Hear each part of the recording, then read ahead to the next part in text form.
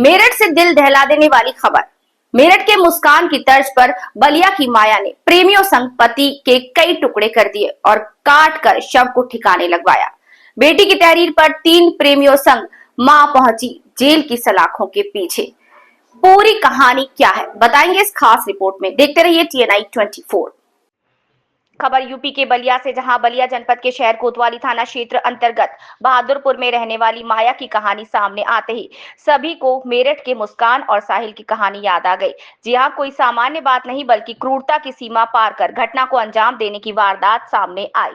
सीमा सड़क संगठन से बीआरओ पद से वर्ष 2023 में रिटायर्ड देवेंद्र कुमार निवासी हरिपुर थाना खेजुरी अपने परिवार संग बलिया शहर कोतवाली थाना क्षेत्र के बहादुरपुर की रहने वाली के लिए आए, जिनकी 2 लड़कियां हैं, जिनमें से एक गाजियाबाद में रहती है और दूसरी साथ में। बड़ी चालाकी से 10 मई को बेटी को बक्सर रेलवे स्टेशन से लाने की बात कह और घर वापस नहीं लौटने की सूचना माया देवी के द्वारा कोतवाली बलिया में दी गई। पुलिस अन्य मामलों की भांति इसे भी देख रही थी कि अचानक 11 मई को थाना सिकंदरपुर से एक सूचना सामने आई कि खरीद दियर में मानव के कटे अंग बरामद हुए, जिसमें 2 पैर और 2 हाथ हैं। इस प्रकरण के सामने आते ही पुलिस चौकन्ना हो गई और गुमशुदगी की शिकायत की तरफ नजर दौड़ाई। फिर मामले में सनसनीखेज खुलासा हुआ। लड़की के इशारे और मुखबिर की सूचना पर शिकायतकर्ता माया देवी को पुलिस ने पूछताछ की तो सामने आया कि माया देवी ने ही अपने 3 प्रेमियों संग मिलकर पति के 6 टुकड़े कर खरीद दियर क्षेत्र में फेंक दिया था। पत्नी और प्रेमियों की निशानदेही पर धड़ कुएं से बरामद हुआ, जबकि सर घाघरा नदी में फेंका गया, जिसकी तलाश जारी है।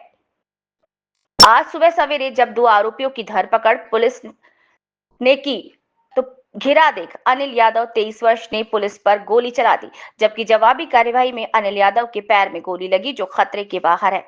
अब सबसे बड़ा सवाल है कि प्रेमिका माया देवी के तीनों प्रेमियों में अनिल यादव 23 वर्ष, मिथिलेश पटेल 19 वर्ष और सतीश यादव 22 वर्ष हैं, जो सभी पुलिस की गिरफ्त में हैं। लेकिन कहीं ना कहीं रिश्तों के कत्ल की स्टोरी समाज के आखिरी पायदान की ओर इंगित कर रही है।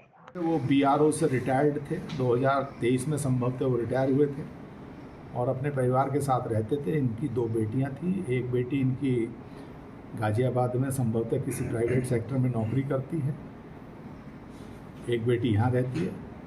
उनका भी काफ़ी सहयोग मिला। जब ये संदेह हुआ था, जब मोबाइल नहीं गया, तो परिजनों से भी, तो मृतक के भाई और उनकी बेटी ने कुछ चीज़ें ऐसी बताईं जो, और जिन्होंने ये पुख्ता किया कि मृतक की जो पत्नी, जो खुद इस पूरे प्रकरण में वादनी बनी थी, वही इस पूरी घटना की सूत्रधार है। क्यों हत्या कितना